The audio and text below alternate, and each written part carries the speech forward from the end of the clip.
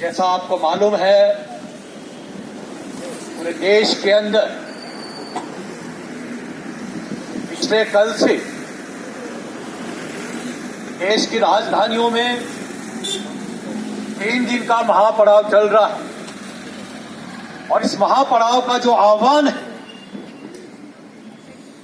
पूरे देश के मजदूरों और किसानों के जो संगठन है, उन्होंने 24 अगस्त 2023 को दिल्ली के अंदर तय किया और इस 23 मांगों का एक मांग पत्र उस अधिवेशन के अंदर पारित किया, जिसके अंदर इस बात का जिक्र किया गया, ये जो मौजूदा देश के अंदर मोदी जी के नेतृत्व में जो सरकार चल रही है, ये सरकार बड़ी तेजी के साथ देश के अंदर नव उदारवाद की नीतियों को लागू कर रही है, जिस नीति के चलते देश के जो 2 प्रमुख उत्पादनकारी ताकतें हैं, जिसका देश के विकास में बहुत बड़ा योगदान है, उस नीति से सबसे ज्यादा ये 2 वर्ग जो है, मजदूर और किसान का प्रभावित हो रहा है।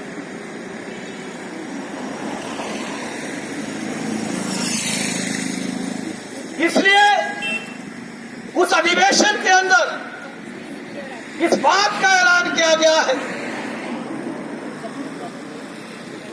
कि पूरे देश के अंदर इस नीति के खिलाफ संघर्ष को तेज किया जाए। आपको मालूम होगा, ये नीति इस देश के अंदर 33 साल पहले शुरू हुई, 1990-91 के अंदर, और इन 33 सालों के अंदर 22 अखिल भारतीय हड़तालें देश के अंदर CITU के नेतृत्व में तमाम केंद्रीय ट्रेड यूनियनों के साथ मिलकर, किसान के साथ मिलकर जो 22 हड़तालें इस देश के अंदर अभी तक किए गए हैं, उन हड़तालों उन संघर्षों के चलते कोई भी सरकार जिस नियत के साथ, जिस तेजी के साथ इन नीतियों को लागू करना चाहते थे, नहीं कर पाएंगे। लेकिन पिछले 9 साल के अंदर जिस तरीके से, जिस आक्रामक तरीके से इस नीति को लागू करने की कोशिश की जा रही है, उसके खिलाफ उस अधिवेशन के अंदर यह आह्वान किया गया है कि अकेले इस नीति का मुकाबला नहीं किया जा सकता है।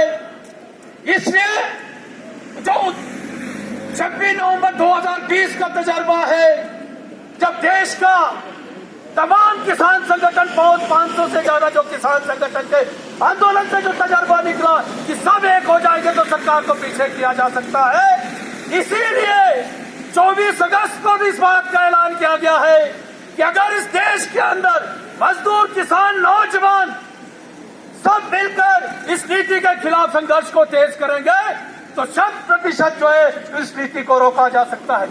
इसलिए उस अधिवेशन में आह्वान किया गया है, जहां इस नीति के खिलाफ लड़ाई को तेज करना है, वहीं पर इस देश की जो मौजूदा सरकार है, इस सरकार को अप्रैल 2024 या मई 2024 के अंदर जब देश के अंदर चुनाव होंगे, उन चुनावों में जो है बाहर करने का काम मजदूरों पर और किसान को करना है।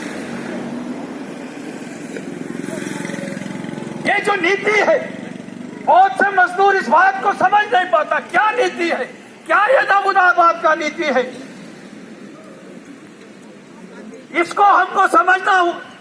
हमने 1991 के अंदर बोला था, नव उदारवाद की नीति का मतलब सबसे ज्यादा हमला इस देश की मजदूर के रोजगार पर होगा, रोजगार का स्वरूप बदल जाएगा। और आज 31-32 सालों के बाद सबके तजर्बे से ये सब बात सामने आ गई है कि हिंदुस्तान की सरकार ने और प्रदेश की सरकार ने भी तय कर दिया, नियमित नौकरियां नहीं बचेंगे।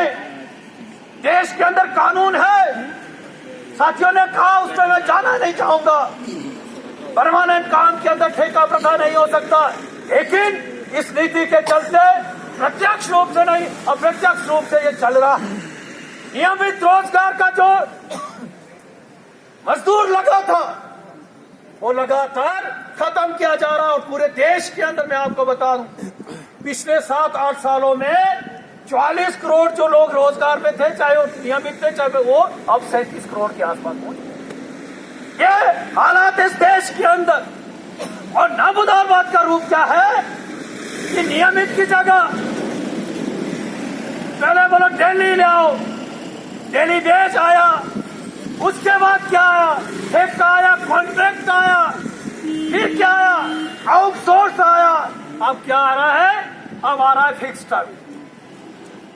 चाहे उद्योग है, चाहे दूसरे जगह है, चाहे वो क्या बोलते अस्पताल है, चाहे वो शिक्षा का विभाग है, चाहे बिजली का विभाग है, चाहे दूसरे उद्योग है, तमाम की तमाम जगह क्या हो गया है, फिक्स्ड टाइम, अप्रेंटिसशिप हो गया है। इसका मतलब क्या है, आने वाले समय में, यह सिर्फ निजी क्षेत्र में नहीं, इस बात को हमको समझना है, यह सिर्फ निजी क्षेत्र के अंदर नहीं, सरकार के तमाम विभागों में यह शुरू हो गया है। अब ये नया एक और आ गया है, एमटीएस के रूप में, मल्टीटास्क वर्कर के रूप में आ गया। ये इस नीति का रिफ्लेक्शन है, यह उस नीति का प्रभाव है। लेकिन हम इस देश के मजदूर और किसान के संघर्षों को सलाम करते हैं। जिस तेजी के साथ ये लागू करना चाहते नहीं करना, ये हमारे संघर्षों का नतीजा है, यह मजदूर किसान के संघर्षों का नतीजा है कि जो संघर्षों से कानून हमने बनवाए थे, अभी उन कानूनों को बचा के रखा, लागू नहीं कर पाए। तमाम कोशिशों के बावजूद वो नहीं किया जा रहा है। इसलिए बहनों भाइयों, आज मुख्य जिम्मेवारी क्या है, इस बात को हमको समझना है। पूरे देश के स्तर पर ये जो मोदी साहब का नारा था, सबका साथ सबका विकास का, पिछले 9 साल का तजर्बा क्या बताता है। साथियों ने कहा, बताइए हमारा देश किसमें नंबर 1 है, गरीबी में हम कहां हैं, साथी ने बताया, भूखमरी के अंदर कहां है। आज देश जो है पर कैपिटा इनकम में 142 नंबर पर पहुंच गया। यह स्थिति है बहुत से पड़ोसी मुल्क हमारे से आके। भूखमरी में आज हम कहां हैं, किस स्थिति में पहुंच गए हैं। लेकिन पिछले 1 साल के अंदर अगर आप देखेंगे या पिछले 9 साल के अंदर देखेंगे, इस देश की सरकार के बजट की दिशा अगर आप देखेंगे, तमाम की तमाम दिशा इस देश के और विदेश के जो पूंजी का मालिक है उसकी सेवा करने, उसकी मुनाफा बढ़ाने के लिए।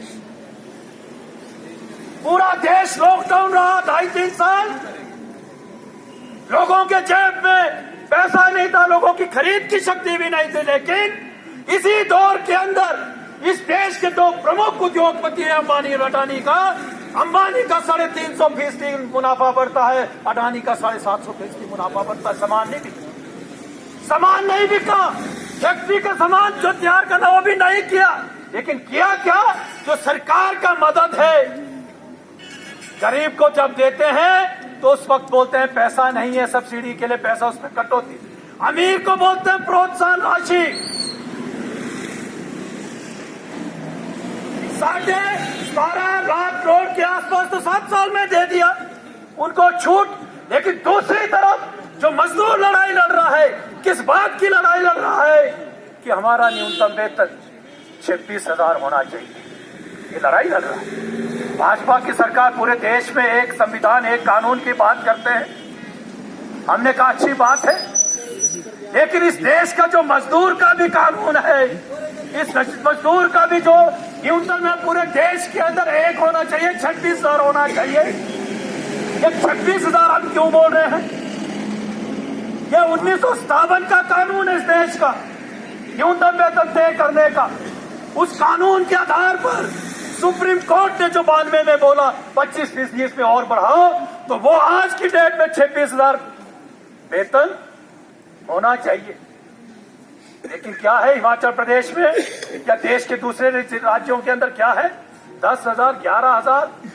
एक राज्य है जहां पर लाल झंडे की सरकार है, वहां पर है 18,000 से लेकर 21,000 तक, अलग अलग उसके अंदर सेक्टर के अंदर।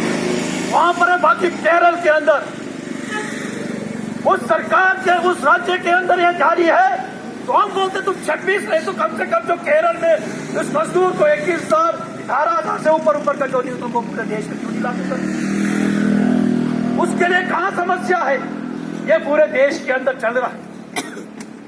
इसलिए साथियों ने अभी कहा, हम भी इस बात को दोहराना चाहते हैं, ये सरकार जिस मसूरत जिस के साथ मुस्तैदी के साथ जिस तेजी के साथ इस देश के अंदर जो 4 लेबर कोड के जरिए जो हमला करना चाहता है उसको पास कर दिया कोविड के अंदर। लेकिन ये जो संघर्ष मजदूर का जमीन के अंदर जमीनों में है, ये जो धरातल पर जो संघर्ष फैक्ट्री के स्तर पर बैंक जो है अलग से लड़ रहा है, बीमा का मजदूर अलग से लड़ रहा है, दूसरा मजदूर अलग से लड़ रहा है, इन संघर्षों के चलते कोविड में भी काल में पास करने के बाद लागू नहीं कर पा। ये लड़ाई के ये हमारे संघर्षों की जीत है पूरे देश के अंदर। इसलिए आने वाले समय में इस संघर्षों को जो है हमें और तेज करने की जरूरत है। इसके साथ साथ जो दूसरी बात जो हिमाचल प्रदेश में जा रहे हैं, साथी ने कहा चाहे वो आउटसोर्स है, चाहे वो एनएचपीसी में काम करने वाला ठेके के अंदर काम करने वाला मजदूर है, चाहे वो 412 में काम करने वाला, चाहे 1500 मेगावाट के अंदर काम करने वाला वर्कर है, चाहे हॉस्पिटल में काम करता, चाहे दूसरी जगह काम करता। यह हिमाचल प्रदेश के CI2 के आंदोलन का इतिहास है।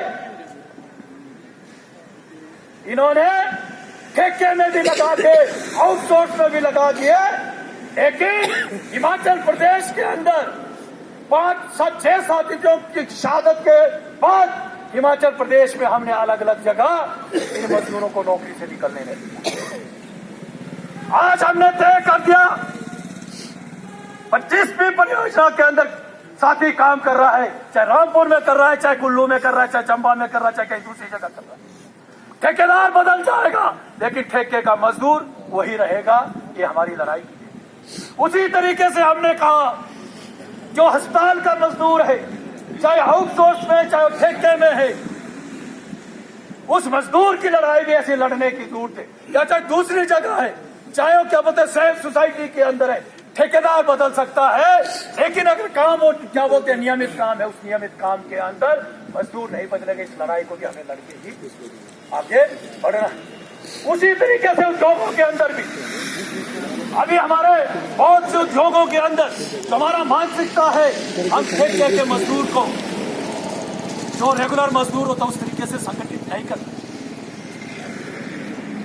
हम बोलते हैं ये ठेका मजदूर है, लेकिन आज जरूरत क्या है, सारे के सारे उद्योगों में जो परमानेंट क्या बोलते हैं काम करने वाला मजदूर है, रेगुलर मजदूर की संख्या घट रही है।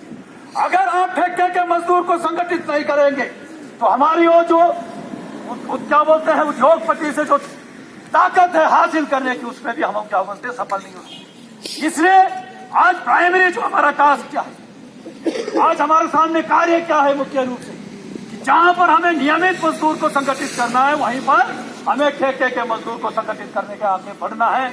और ये हिमाचल प्रदेश में नहीं, पूरे देश के अंदर मजदूर ने करके दिखाया है।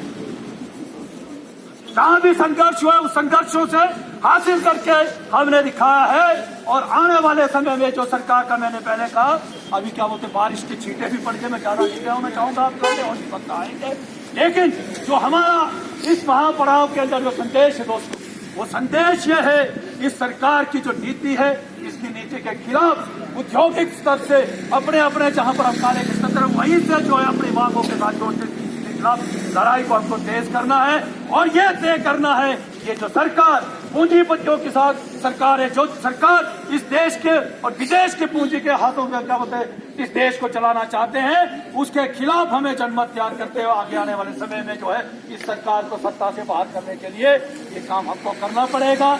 और हम आप सबको हिमाचल प्रदेश CI2 की तरफ से लाल सलाम करते हुए अपनी बात को खत्म करते हैं। इनकलाब जिंदाबाद, ये जनता जय।